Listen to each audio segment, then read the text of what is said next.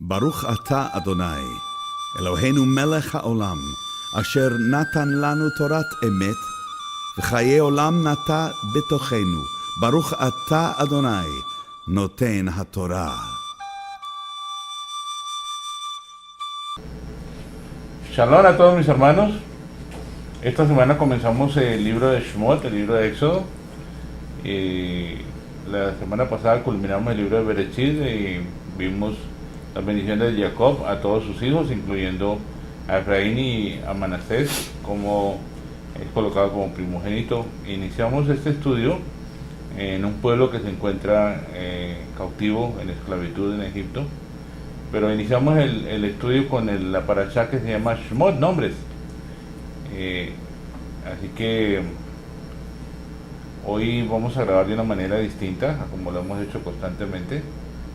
Hoy tengo un invitado muy especial, es el rabino Jaim Gutiérrez, mi cuñado, y está de vacaciones aquí por nuestra casa, entonces quisimos grabar hoy la parashá, así que bienvenido, rabino.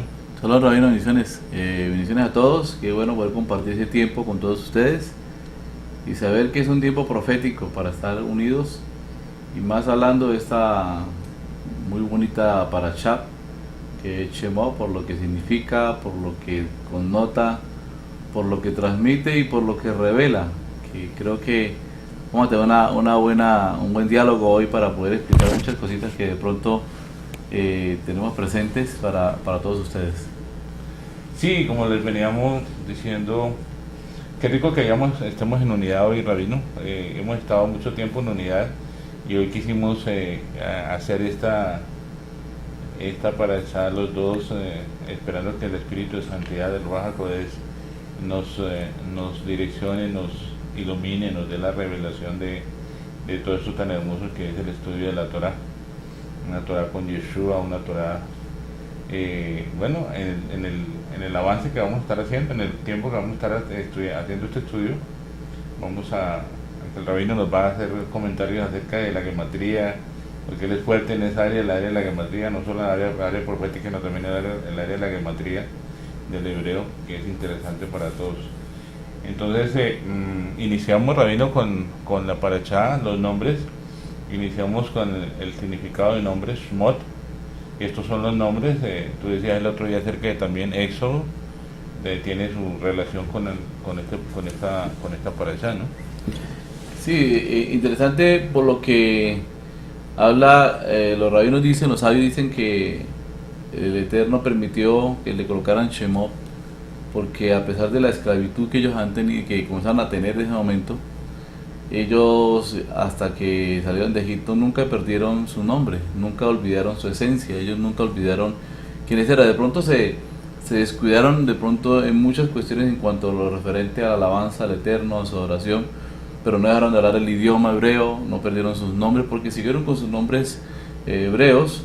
Incluso no lo pudieron asimilar. El pueblo de Egipto los esclavizó, físicamente los esclavizó, pero sus almas seguían libres, aunque ellos no pudieron ejercerlo abiertamente porque Faraón sabía que si les dejaba profesar su religión, por decirlo así, su creencia en el Eterno, podrían dominarlos, y encontró la estrategia de cómo apresarlos y los llenó de ocupación. Los rabinos dicen que Faraón se dio cuenta que el pueblo de Israel era muy fácil de distraer, y uno de los grandes problemas del pueblo judío es distraerse, y les dio trabajo. Dice que primero comenzó dándoles un trabajo y les pagaba, luego le comenzó a disminuir al punto de que terminaron esclavizados.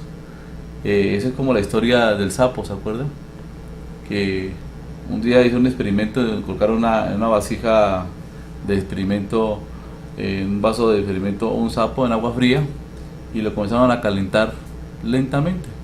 El sapo comenzó tranquilo, no notó la diferencia de cambio, pero el agua se fue calentando y cada vez más, al punto de que el sapo se fue acondicionando la temperatura del agua, pero al final el agua hirvió y el sapo terminó muriendo. Y pareciera que el faraón quería hacer lo mismo, ¿no? Él sabía que si espiritualmente no podía vencerlos, entonces les dio ocupaciones, les dio trabajo, al punto de que estaban tan ocupados y tan cargados de tanto trabajo que se descuidaron en su clamor al Eterno, y por eso el Eterno tuvo que enviar un Salvador para sacarlos de allí. Sí, lo interesante del judaísmo y del estudio de la Torah Es que dice que donde hay dos judíos hablando de la Torah, hay tres opiniones. opiniones distintas. Yo diría que, tomando el tema tuyo, yo diría que hay algo interesante en cuanto a por qué ellos no olvidaron su identidad y no olvidaron sus nombres, como inicia la paracha. Yo diría que más bien el Eterno nunca se olvidó, a pesar de que el pueblo se asimiló a Egipto y entró en esclavitud, porque si miramos el pueblo de Israel que sale de Egipto, es un pueblo que aunque sale de Egipto, Egipto no sale del corazón del pueblo de Israel. Entonces diríamos que realmente yo podía pensar que el pueblo de Israel, el Eterno fue el que no olvidó quiénes eran ellos, porque pasa lo que sucede con nosotros, nosotros nos olvidamos de quiénes éramos, y no fue que nosotros buscamos al Eterno, como dice la palabra, sino fue que Él nos encontró, Él fue el que nos escogió y nos eligió. Pienso que podría ser también de esa manera, ¿no? Ahí prestaría ese concepto, ¿no? Sí, dice que la Torah que él se acordó del pacto que hizo con los padres Abraham, Isaac y Jacob, y cuando dijo dice que escuchó el gemido del pueblo.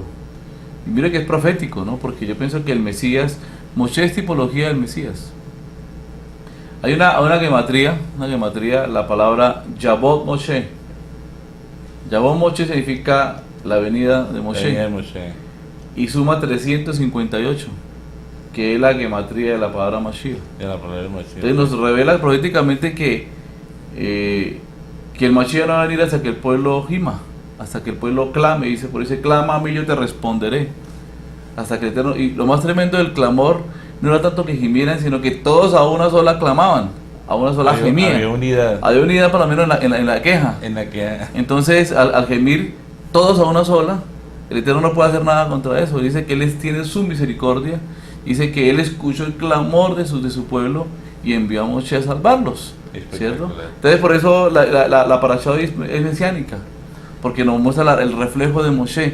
Al aparecer Moshe en escena, ¿cierto? Obviamente tenemos la historia de que nació pero hablando de cuando apareció Moshe en escena, está hablando de que el Mashiach va a aparecer en escena cuando todos, no solamente los que están en la Eretz allí en Israel, sino los que estamos afuera, gimamos a Él como uno solo, ¿cierto? Mire que es en Juan capítulo 17, 20 dice, Padre, que ellos sean uno así como tú y yo somos uno. Uno de los grandes principios es que Él puede, hasta que Israel no sea uno, hasta que quitemos las diferencias de que soy askenazí, sefardí, mesiánico, yemení, que yo soy ortodoxo, liberal, que quitemos, hasta que el uno sea nosotros, ese uno es Yeshua, no lograremos ser escuchados por el Eterno, lo que yo pienso.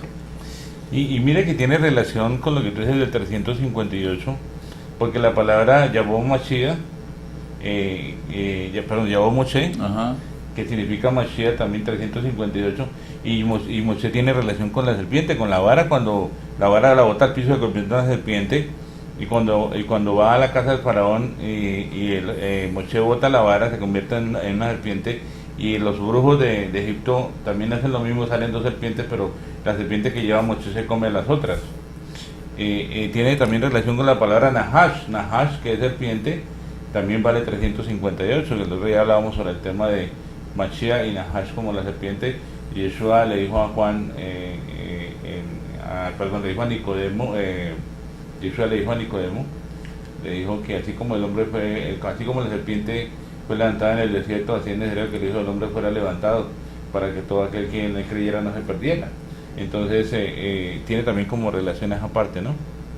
Pero bueno, entremos ya en el tema de Moshe. Yo pienso que es importante lo que tú decías, analizar a un Moshe no en su etapa de niñez ni en su etapa de salvación, sino en la etapa en que él tenía 40 años, digamos que lleguemos a la edad de los 40 años, que vemos que Moshe tiene ciclos de 40, hablamos siempre que 40 significa tiempos muy largos o tiempos terrenales o tiempos físicos, 40, 50 tiene otro ciclo de tiempo, que 50 es un ciclo espiritual.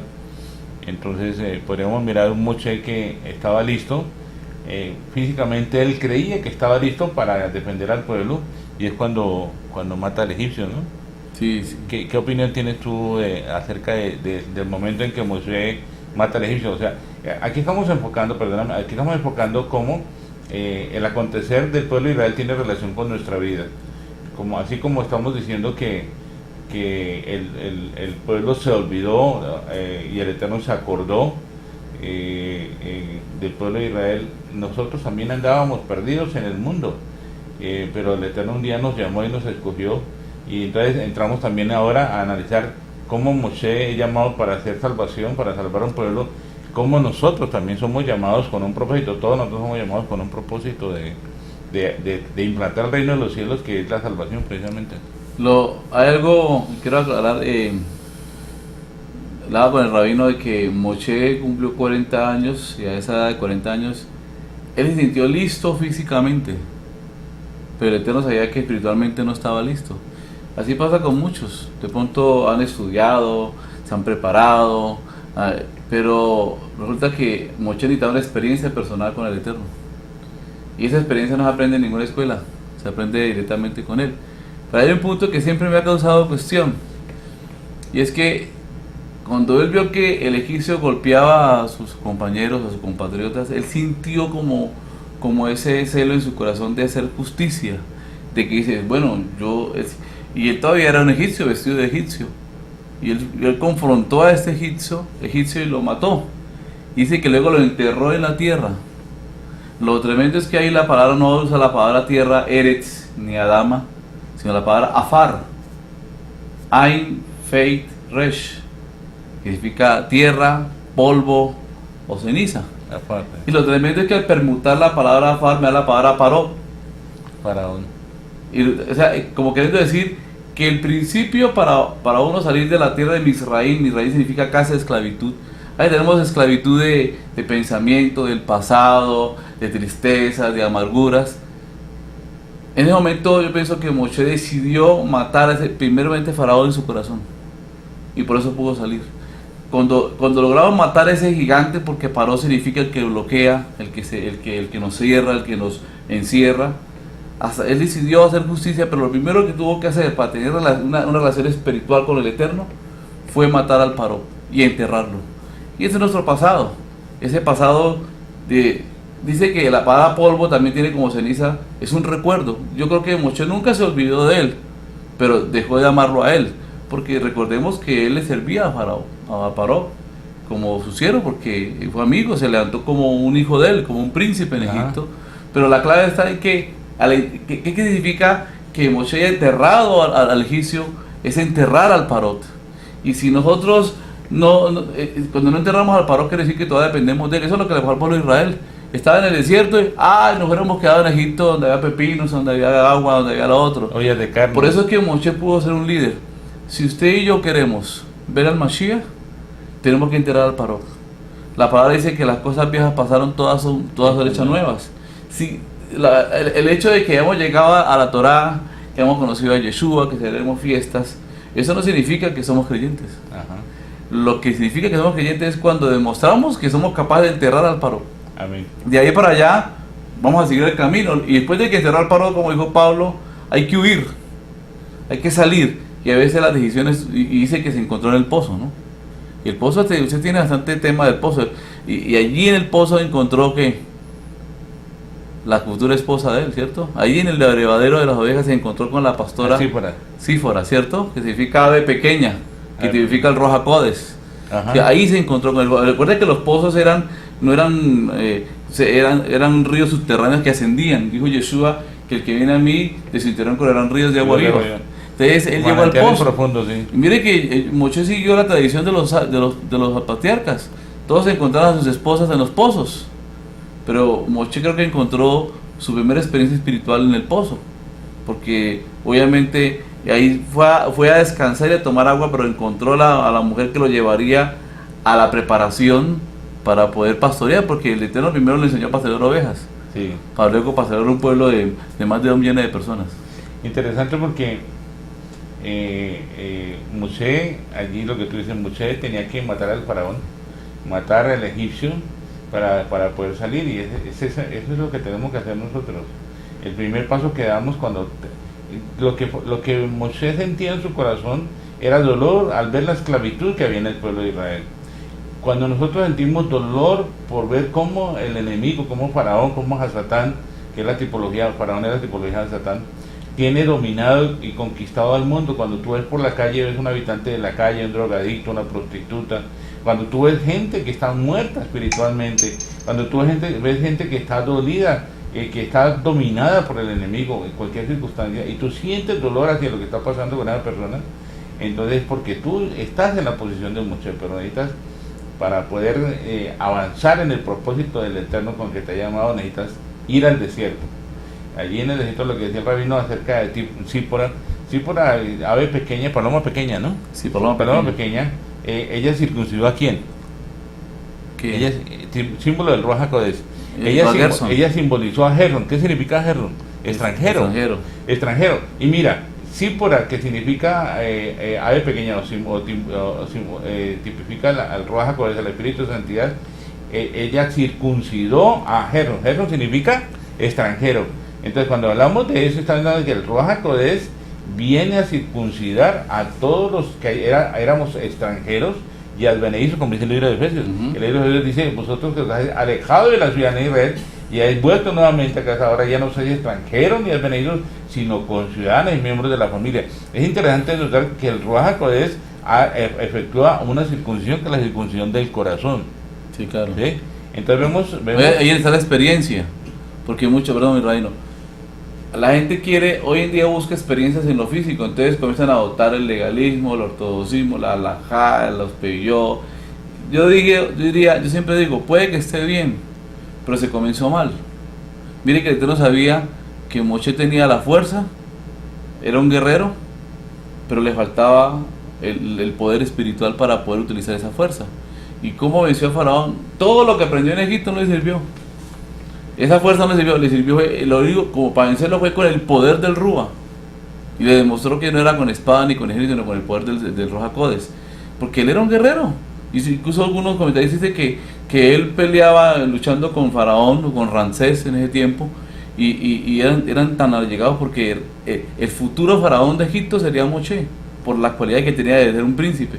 Pero no era eso. A veces el Señor nos permite pasar por momentos en el mundo y mucha gente busca un lugar donde congregarse esperando que el Eterno le complazca los deseos que debe ser en el mundo, pero ahorita que el Eterno no tiene para otras cosas. ¿Cierto? Por ejemplo, está bien que la gente quiera desarrollarse, pero como dice en Proverbios, dice que el hombre hace planes, pero el Eterno confirmarlos. Sí. Mira, aquí hay una gematría que quiero colocar, porque me parece interesante.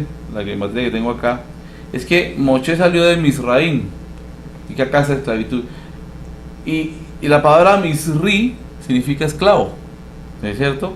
Y Misri viene de la palabra Mitzar, que significa también peligro, acoso o cerca.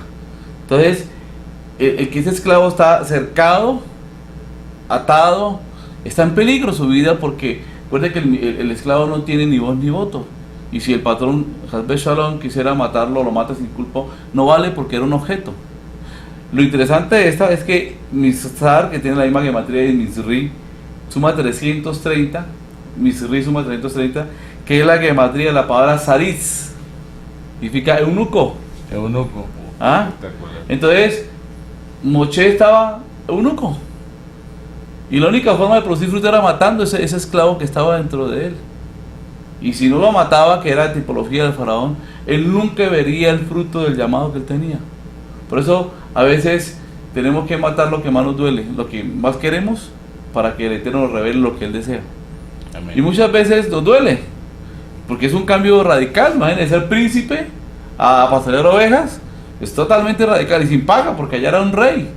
Y tener aquí, pues a veces pensamos que servir al Eterno es sin gato. No, lo que pasa es que cuando el Eterno quiere gloria, Él no quiere que, dice la palabra que Él dice que quiere habitar dentro de nosotros, no fuera de nosotros. Y mucha gente se adorna hacia afuera, tuvo una estructura externa, pero oculta su espíritu, su alma.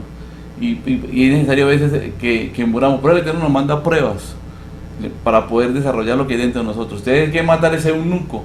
Si queremos dar fruto, dijo Yeshua, los he enviado para que produzcan fruto y su fruto permanezca. Si no cortamos ese espíritu de esclavitud, porque hay muchas personas que van a la congregación, no van buscando la verdad, rabino, van buscando una congregación que se acople a ellas. Ajá. Si la gente fuera buscando la verdad, de seguro aprendería a sujetarse, de seguro aprendería a acoplarse. No, hay gente que va buscando una congregación que se acople a ellos, y el día que se les pone freno, entonces no les gustó, porque ya no se acopló a lo que ellos querían. Entonces no iban buscando al Eterno, iban buscando cómo alimentar ese eunuco que tienen por dentro para seguir en su propia vida. Por eso, como se ha explicado muchas veces, interpretó que el Eterno llevó al pueblo del desierto a morir. Sí, Claro, a matar al eunuco, no era otra. sí, sí, lo que vemos exactamente es eso. Estos grandes hombres que encontramos en la palabra, ellos tuvieron que pasar por un proceso, y donde estuvieron se acomodaron a las circunstancias, bloquearon ese viejo hombre. Encontramos muchos héroes de la palabra, pero hoy nos enfocamos en Moshe. Moshe, el Eterno tenía que sacarlo de Egipto en el tiempo que era, en el momento que era, llevarlo al desierto, allí que él tuviera que pasar un proceso de muerte porque tenía mucha fuerza. O sea, nosotros como siervos del Eterno, como líderes, como llamados del Eterno con un liderazgo, no podemos, con la fuerza que tenemos nosotros no podemos hacer nada. Y hoy lo que encontramos es mucha gente con mucha fuerza, con mucho dinero, o de pronto con mucho conocimiento, mucha sabiduría, de muchos libros, si es en el cristianismo, de teología, de hermenéutica, de apologética, de todos estos cursos que dan en el cristianismo. Y si es en el judaísmo, entonces todos estos libros de Cábala, de Talmud, de Mishnah, todo eso, yo no digo que sean malos, son necesarios, yo digo no, pero no son lo primordial como la vara de Moshe. Pero sí, lo que hay que entender es que el Eterno nos lleva a un proceso de desierto porque tiene que matarnos a nosotros. Tenemos que morir, tenemos que acabar con esa fuerza, y Moisés le contestó. Allí en la casa de su suegro Yetro, el Eterno le dio una esposa, Zípora, le dio unos hijos, pero también le dio unas ovejas que cuidar, que no eran de él, que tenía que entender que las ovejas no eran de él, que eran de su suegro Yetro, porque vemos que Moshe, el día que salió de la casa de Yetro, de su suegro, no trajo ninguna oveja porque no tenía ninguna propiedad. Exactamente sucede con nosotros. Debemos entender que las ovejas son del Eterno, que el Eterno nos lleva a un proceso de morir, y que en el momento que sea es necesario, en el momento que ya hemos muerto, es cuando le podemos servir. Lo mismo pasó con Abraham. Abraham tenía 99 años y fue cuando pudo engendrar a Isaac, porque era el tiempo exacto, era la simiente que era la correcta. Lo mismo pasó con Moshe. Moshe tenía 80 años y es cuando él escribe el Salmo 90. Sí. Él escribe el Salmo 90, y en el Salmo 90 habla sobre la edad del hombre. La edad del hombre es los 70 y en los más robustos hasta los 80. Y él ese día, suponemos que ese día estaba cumpliendo los 80 años, y él dijo ya me voy a morir. Y ese día fue más allá del monte, fue más allá, y llegó al monte Oreb, fue más allá del desierto, fue al monte Oreb, y allí fue cuando tuvo el encuentro con la zarza, que era el tiempo. El Eterno tiene tiempos con nosotros, y son tiempos reales, son tiempos que Él marca. Veíamos también con José, que José le faltaban 2 años para ya ser gobernador en Egipto, pero fue cuando se encontró con el copero y el panadero, pero todavía no era el tiempo. Y el copero se le olvidó que alguien había interpretado los sueños, y hasta los 2 años fue que el faraón tuvo el sueño, y era el momento que estaba listo José. Entonces, a veces pasamos por procesos muy largos. Para nosotros pensamos que son procesos muy largos, pero son necesarios porque necesitamos morir a muchas cosas y realmente estar atentos a la voz del Eterno y a saber cuál es su voluntad. Uno diría que esta paracha es únicamente para líderes, ¿no? Porque habla del liderazgo que el Eterno ejerció en Moshe. Pero pienso que cada persona tiene, dice la palabra, cada persona tiene una chispa, como dicen los sabios, de liderazgo. Dice que seremos cabeza y no cola. Pero por lo tanto todos tenemos que ser esos Moshe que independientemente, ¿cierto?, donde estemos, podamos traer libertad a muchas personas. Por ejemplo, a veces el Rabino Rambán dice que siempre hay muchos justos, en cada generación hay justos, y que los justos tienen niveles. Hay justos que están en un nivel más bajo, pero están colocados allí con un propósito, sacar a esa gente del nivel más bajo. Porque hay justos que están en un nivel muy alto, que son encargados de iluminar a todos los demás justos. El gran justo de los justos es el sadí de los sadiquines, Yeshua. Por lo tanto, si estamos apegados a Él, donde quiera que estemos, dicen los sabios, tenemos que vivir como justos, así no tengamos toda la santidad. Dice cuenta que Noah no era un hombre perfecto, pero fue el gran justo de su generación. Entonces yo pienso que Moshe cumplió esa labor. Ahora, Moshe nos dejó unas escalas, unos escalones Sí, mire que la palabra escala o escalón, escalera es la palabra sulam. Y sulam tiene que ver al permutarla, sulam suma 136, que escalera. Al permutarla me da la palabra 613, que habla de 613 equivale a los 613 mandamientos de la Torá. Ajá. Como que si quiere decir que cada mandamiento que vamos cumpliendo nos va llevando al ascenso a la voluntad del Creador. Ahora, el rabino Ramal dice que 136 también equivale a la palabra mamón, dinero. ¿Y qué tiene que ver eso? Que muchas personas quieren llegar a caminar la Torah únicamente para conseguir dinero, únicamente para conseguir placer. Y resulta que por eso dice la palabra, y si llamas a la Torah deleite, nuestro mayor placer no está en el dinero, nuestro mayor placer está en la riqueza de la Torah. Y pienso que Moshe entendió eso. Cuando Moshe, el primer paso que Moshe hizo fue, ¿cierto que fue? Matar a su egipcio, que es cuando decidimos tomar una decisión. Alguien dijo, o eres exitoso en tu trabajo o eres exitoso en tu casa, o eres exitoso como hombre de negocios salvar al mundo, o eres exitoso como siervo del Eterno.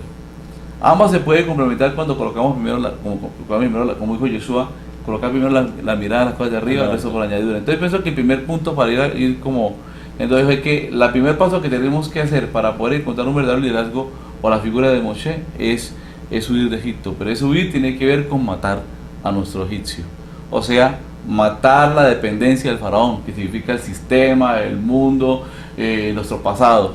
Si no lo matamos, olvídese, no podemos huir, no podemos salir. Por eso es que hay gente que pareciera que, no, yo ya me convertí al Señor, hice una oración de fe, que yo discuto un poquito de oración de fe, porque entonces, y se da hasta golpe de pecho, y un momento determinado, a 6 meses vuelve y repite la historia. ¿Qué pasó? El problema es del rabino y la congregación, el problema es que no ha salido de ese círculo vicioso. Mira que los viciosos duran, cuando se paniquean y llegan a un momento y se embalan con la droga, se arrepienten y lloran, no lo vuelvo a hacer, y duran 3 meses bien, y después vuelven y recaen, porque el vicioso es un ciclo repetitivo, entonces, pero Moshe decidió, dice, bueno, yo tengo todo aquí en el palacio, pero en su corazón sentía que hay algo mayor que él, que valía más que todos los palacios, era servir al único rey, ¿sí? Que no le ofrecía un palacio, le ofrecía el mundo entero, y le ofrecía una labor más grande que cualquiera. Y pienso que eso es lo que nos lleva, cuando uno quiere servir al Eterno, a veces las riquezas no son un obstáculo, no, y tomamos la decisión. Por eso el primer paso es huir. Y para huir hay que matar. Cuando uno es esclavo hay que cortar la cadena, y Moshe tiene que desligarse. Diríamos, oiga, pero rabino, la pregunta es, o sea, que el Eterno permitió un asesinato para poder que Moshe huyera. Digamos que la palabra es tipológica, ¿no? La palabra nos habla en sí de cómo cada cosa, cada acontecer en la palabra es una tipología de lo que sucede con nuestra vida espiritual. O sea, todo lo que está escrito en la Torah afecta o tiene relación con nuestra vida espiritual. Es una imagen de lo que está sucediendo con nuestra vida espiritual. Después el rabino decía, hay que matar al egipcio.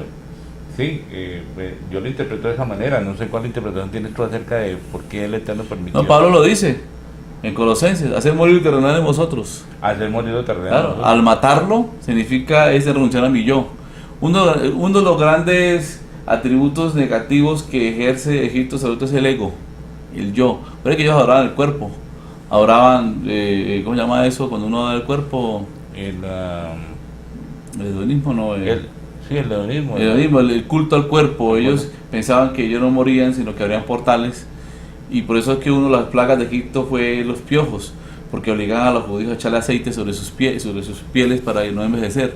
Entonces, ese deseo de que yo quiero vivir bien, sin pagar un precio por mi alma, por decirlo así, sin entregar nada al Eterno que me da todos los días la vida, entonces eso es lo que me lleva a mí a pegarme al sistema antes que al Creador. Entonces yo busco complacerme de la Torah, de lo que me da el servicio al Eterno, pero no complazco al Eterno con el servicio de la Torah. Y pienso que por eso es que cuando dice que hay que matar, vemos que como dice Pablo, dice que la Torah es sombra de lo que ha de venir. Muchas cosas sucedieron en el tiempo pasado, entonces sucedieron de una forma muy física, pero era para mostrar lo espiritual. Entonces cuando Moshe mató, obviamente tiene que hacerlo de esa forma, porque si él no lo hace de esa forma, el primero no demuestra su Ahora, para llegar a Moshe a matar a otro egipcio que amaba a ese pueblo, tiene que haber pasado algo muy fuerte en el corazón. Por eso yo siempre he dicho que hay muchas personas que tienen que tener un encuentro personal con el Eterno. Sí, lo único, no muchas, todos tenemos que tener un encuentro personal con el Eterno, y ese encuentro personal nos lleva a la muerte. He dicho yo que el Eterno sacó al pueblo de Israel al desierto para matarlo, y en realidad es eso. Nosotros salimos al desierto, salimos del mundo, la fuerza que nos da para salir del mundo es el Cordero. Salimos de Egipto, del mundo, vamos al desierto, y ahí en el desierto donde el Eterno comienza a matar en nosotros ese viejo hombre, ese ego. Después comienza, hay una muerte constante, diariamente estamos muriendo, porque es necesario que en la manera como vamos muriendo vamos viviendo probablemente la vida espiritual. Entonces hay que morir para poder vivir. Entonces lo que Jesús hace es que mata en nosotros lo terrenal para poder que sea que vayamos en ese crecimiento en lo espiritual hasta que lleguemos a la estatura de ese varón perfecto. Mire que la palabra muerte es met. Sí. Al permutarla, met es MT. Al permutarla la palabra tam, significa íntegro, honesto. Si queremos morir verdaderamente, tenemos que ser honestos con nosotros mismos. Alguien dijo que la verdad mata a nosotros la mentira en que vivimos. Y si uno realmente quiere morir, tiene que reconocer sus errores y colocarlo a los pies de Yeshua para que nos ayude. Porque nosotros no podemos. Sí. ¿Sí? Entonces, pero la forma es, reconozco que tengo ese problema, reconozco, ¿cierto? Y me entrego a los pies del Eterno. Entonces, perdón, mi rabino, nos falta a veces honestidad. Cuando hablamos de integridad, dice que Jacob era un hombre íntegro. O sea, era honesto. Y ser honesto significa que no hay, como dije Pablo, somos cartas abiertas. Aceptar que necesitamos ayuda, pero también aceptar que no podemos hacerlo nosotros, y con la ayuda de él. Y yo creo que Moshe entendió eso. Dice, yo no puedo libertar a ese pueblo yo solo, y tiene que huir, tiene que salir. Y eso implica a veces tomar decisiones radicales. Yo pienso que el morir en los algo implica dejar ciertas amistades que no nos convienen, dejar actitudes, incluso a veces alejarnos de la familia mientras nos preparamos, porque en estas temporadas dicembrinas, ¿cierto? Yo digo que la gente dura kosher 11 meses. Y el último mes se vuelve kosher, se vuelve como los marranitos, se revuelcan. Y ya después del 1 de enero vuelven y se lavan y vuelven a hacer kosher. Yo pienso que no, porque entonces o somos o no somos. Dijo Yeshua que soy la luz del mundo para alumbrar. Y el mismo Rabino Gimbur dice, somos luz no para pelear con la oscuridad, sino alumbrar en medio de ella. Y pienso que Moshe yo pienso que cuando el Eterno le inquieta a uno buscarlo, no es por emoción ni por religión. Si uno busca el Eterno por religión, está equivocado. Si uno busca el Eterno por emoción, está totalmente errado. Sí. Pero cuando uno busca el Eterno por convicción, uno a veces hace cosas que no se imagina haber hecho, ¿cierto? Sí, para poder salir de allí. Increíble. La palabra, mira que la palabra met, muerte, tú dices, la palabra de met es ¿qué? Es verdad. Ajá. Met es verdad. Y met es muerte, o sea, que le quitamos la ale, nos queda met, muerte. Met es verdad. Y dice, conocer la verdad y la verdad os hará libres. Yeshua es vida, Yeshua es el que trae la verdad. Entonces, si no tenemos la verdad, estamos muertos. Y lo que dice, en este proceso que vamos conociendo la Torah, vamos conociendo a Mashiach, vamos adquiriendo esa verdad y vamos siendo libres. Porque es eso, somos libertad. El pueblo de Israel tenía que entrar a poseer la tierra prometida, pero tenía que primero morir a Egipto para poder entrar a la tierra prometida, una tierra que fluye leche y miel. La tierra prometida para nosotros es Mashiach en su plenitud. Entonces, en ese proceso de muerte, ir muriendo para ir viviendo, es lo que llevamos nosotros en el transcurso, y fue lo que sucedió con Moshe. Esa lillar, tú hablas sobre la escalera Sulam, esa escalera es la que es lo que hablamos de la aliyá, ir subiendo, ir escalonando, de la manera en que vamos creciendo espiritualmente, vamos ascendiendo, ¿no? Entonces, y nos lleva al otro punto, ¿no? Después de que Moshe mata al egipcio y huye, entra al pozo. Dice la Torah que llegó a un pozo, ¿no? Y interesante porque hablábamos ahorita que todos los grandes patriarcas encontraron su esposa en el pozo. El Mashiach también habló con la Samaritana en el pozo. ajá. Miremos que ese pozo, que como explicaba ahorita, de aguas, tiene que ver con la Torah. Que la Torah es inagotable, una fuente inagotable. Y pienso que es uno de los puntos claves. Hoy mucha gente estudia, escucha yeshivot, para adquirir conocimiento, argumentos. Pero pienso que cuando buscamos la Torah es para ser transformados. Y lo más interesante, un pozo, una esposa. Sí. ¿Sí? Uh-huh. O sea, Esto indica que nosotros, el Eterno no nos llama a ser llaneros solitarios. Está hablando de esposa, está hablando de hogar, está hablando de unidad, está hablando de matrimonio, está hablando de procreación de hijos, está hablando de una cantidad de cosas impresionantes que tienen relación con crecer y multiplicados en sí la tierra y sojuzgarla. Porque fíjate que todos, los patriarcas, siempre una esposa junto a una fuente de agua, y llegaban, salían de algo y llegaban de una vez inmediatamente. Al siguiente paso era lo que tú dices, la fuente de agua, el pozo y la esposa. Lo mismo pasó con Yeshua. Yeshua encontró la mujer samaritana representa al pueblo de Israel que está entre las naciones. Hablamos la paracha pasada sobre quién era Efraín y quién era Manasés, y quién era Benjamín y quién era Yosef. Y es eso, ¿no? Ese paso que se va dando, ese caminar que va dando, cómo el Eterno va haciendo algo y cómo dice, nosotros como líderes no podemos andar solos. Nuestra esposa siempre va con nosotros porque es la ayuda idónea también. Ella tiene parte en el ministerio. Inclusive se dice que la mujer nació con la Torá. Dicen unos que la mujer vino con la Torá, que ya no necesita estudiar tanto Torá porque ella viene con la Torá. Es un concepto que hay, ¿no? Incluso el Rabino Rand, que es un consejero matrimonial, dice que así como usted trata a la mujer, trata a la Torá. Entonces, así como trata su casa, trata la Torá. Así como se relaciona con su prójimo, trata la Torá. Porque es que la Torá nos enseña a cómo vivir con nuestro prójimo. Pero el punto fundamental es que no habla de Torá Google, habla de Torá. ¿Sí? Y hoy muchos estudian por Google y está bien. Pero es que tan solo toman conceptos. Yo pienso que estudiar Torá es cuando aplicamos la Torá. La palabra Torá tiene que ver con la instrucción. Yo pienso que la mejor Torá que... ¿Cómo sabemos que una persona estudió Torá? Cuando la persona tiene una transformación en su vida. Cuando comienza a aplicarla. Por eso la palabra Talmud viene de Talmí. Talmud es lo que se estudia, Talmí es el discípulo. Entonces, por eso en el Talmud se han contenido todos los comentarios de los sabios de la Torá, de lo que ellos pensan de la Torá. Y si una persona supuestamente es un Talmí, que es un estudiante, es porque está aplicando la Torá. Y hoy pienso que mire que Moshe fue claro, Moshe no está marcando un camino, tomó la decisión de salir de su pasado, matar al egipcio y ir a buscar Torá, ¿cierto? Y es allí donde, como dice el Pirkei Avot en el capítulo 1.8, hace un rabino.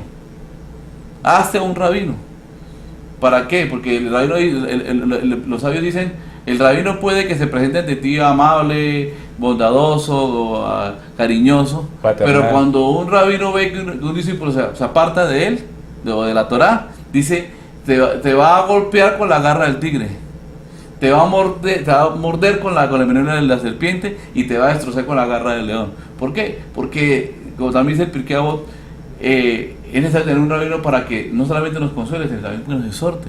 Y pienso que el Eterno nos corrija. Y llevó allí a Moshe a la casa de su suegro Yetro, que a pesar de que era un madianita y que Monto era pagano, necesitaba una autoridad para aprender sujeción.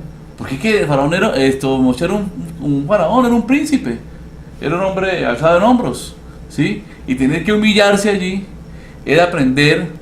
Por eso Pablo dice que aquel que dice que ama al Eterno, pero odia a su hermano, es un mentiroso.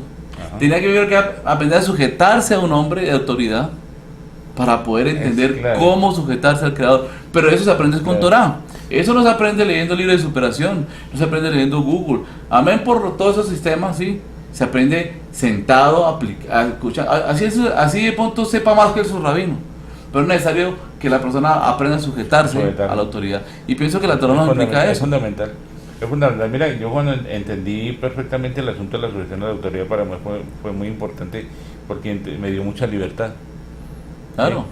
Cuando el centurión habla con Yeshua, él dice, yo soy un hombre bajo autoridad. Uh-huh. Así que si yo le digo a mis soldados hagan esto, ellos lo hacen. Si le digo a mis siervos vayan, ellos van. Entonces el centurión tenía muy claro el asunto de la sujeción a la autoridad, así que él era un hombre de autoridad porque se sujetaba a una autoridad, y él entendió que Yeshua estaba sujeto a la autoridad del Padre. Yeshua decía, mi Padre que me envió. Entonces Yeshua estaba sujeto al Padre, y entonces Yeshua podía ejecutar esa autoridad que venía del Padre, para ejecutarla. De la misma manera nosotros, en la manera que estamos sujetos a una autoridad, podemos ejercer esa autoridad, tenemos el respaldo espiritual para que eso suceda. En la época de Rab Saúl, del apóstol Pablo, vemos algo interesante, y es que dice que habían unos exorcistas, hijos de Exeba, un principal de una sinagoga, y ellos dijeron, en el nombre de Yeshua, el que predica Pablo, Y los demonios sabían que ahí no había ninguna, ellos no estaban sujetos a la autoridad de Yeshua.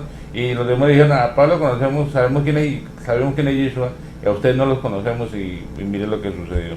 Entonces, lo que tú hablas acerca de la sujeción de autoridad es muy importante, porque cuando uno está en el espíritu y uno está sujeto a la autoridad, uno se puede sujetar fácilmente sin ningún problema. Yo me puedo sujetar fácilmente bajo tu autoridad, no me va a suceder nada. ¿Por qué? Pero porque hay Torah. Porque hay Torah. Ajá. Es que eso es importante. Ese es otro tema. Y lo que vemos hoy en día es que nadie se quiere sujetar a nadie, porque venimos de lo que sucedió en el paraíso, y fue que cuando Adán y Eva pecaron, se independizaron del Eterno, porque tomaron decisiones aparte de lo que el Eterno le había ordenado y le había dicho. Se separaron, se independizaron del Eterno y se volvieron una competencia para el Eterno en cierta manera. Por eso el Eterno dijo, hay que sacarlos de aquí del paraíso. Y lo que viene transcurriendo durante muchos años es que todo el mundo es independiente y todo el mundo es competente, y hay competencia por todos lados, y todo el mundo quiere competir, y todo el mundo quiere, el que quieren tener la iglesia más grande y quieren trabajar independiente y no sujetarse a nadie, o la congregación más grande. Pero cuando entendemos que tenemos una sujeción a la autoridad, vivimos precisamente en una dependencia. ¿Sí? Y ya no hay competencia, nos vemos incompetentes en todo esto, porque nos estamos sujetos al Eterno, estamos sujetos a la autoridad que el Eterno ha colocado. Entonces ya no hay competencia, ni hay independencia, estamos dependientes del Espíritu de Santidad, que es el que Yeshua nos envió para que aprendiéramos a estar sujetos. Ahora, después de esto viene que después de que Moshe llegó al pozo, conoció a su esposa, Sífora, entró a la casa de Labán, pastoreó sus ovejas, pero un acto seguido fue que se encontró con la zarza, ¿cierto? Entonces, aquí vemos también que hay otro punto, y va a dar mi punto de vista, Rabino. La zarza para mí tipifica la comunión con el Eterno, porque la encontró de una forma extraña. Si la hubiera encontrado en un monte, pues vaya y venga. La hubiera encontrado en un palo de cedro, pues, y como usted lo ha explicado, la zarza es un arbusto endeble que no tiene raíces fijas, ¿cierto? Y es llevada por el viento y la traía por el viento. Y Jesús dijo que somos como el viento, nadie sabe de dónde viene y dónde va. Y le encontró una forma extraña porque no solamente sanó el corazón de él, sino también limpió el caminar. Y yo pienso que lo único que, lo hablábamos ahorita, que va a limpiar nuestro corazón, nuestro caminar, es la presencia. Es porque es la comunión con el Eterno. Es el secreto donde muy pocos quieren estar. Y es donde muy pocos les cuesta, porque es que ahí tenemos que morir, ¿cierto? Dice la palabra en Jeremías capítulo 23, 18, 22, dice, ¿y quién estuvo en mi secreto? ¿Quién vio y oyó mi palabra? Y oyó mi palabra. Y ese es el secreto. Y allí tan solo estuvo el Eterno y Moshe. De una forma, Moshe pudo ver al Eterno en esa zarza indeble, insignificante. Lo que pasa es que venimos acostumbrados al emocionalismo, que si no cae descalza del cielo, o no temblamos, o no nos frotamos la lengua, no sentimos la presencia. Y a veces el Eterno se comunica con nosotros de una forma sencilla, sin tanto complique. Sin tanto complique. O sea, el Eterno puede comunicarse aún con una llovizna, porque necesitamos esa llovizna. Entonces, el Eterno es más sencillo de lo que nosotros pensamos. Nosotros somos los que complicamos al Eterno porque la gente quiere sentir cosas, mas no está dispuesta a sentir la presencia de Él. Y para poder sentir la presencia de Él, tenemos que sacar todos aquellos estigmas nuestros y ser sencillos con Él. Fácil. Yeshua cuando dice, cuando entras al cuarto, cierra tu puerta y habla los secretos con tu Padre. No dijo, háganlo en hebreo, en arameo. Bueno, aunque era válido en hebreo en ese tiempo, pero lo dice, incluso los rabinos dicen que el Eterno, el Talmud dice que el Eterno tiene una cualidad, que escucha a todo el mundo. Ajá, eso ¿Sí? es cierto. Entonces,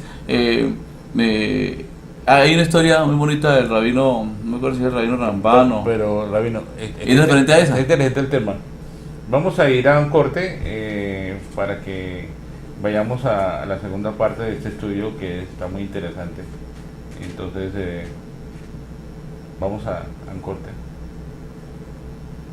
Baruch ata Adonai, Eloheinu melech haolam, asher natan lanu torat emet, v'chaye olam nata betochenu.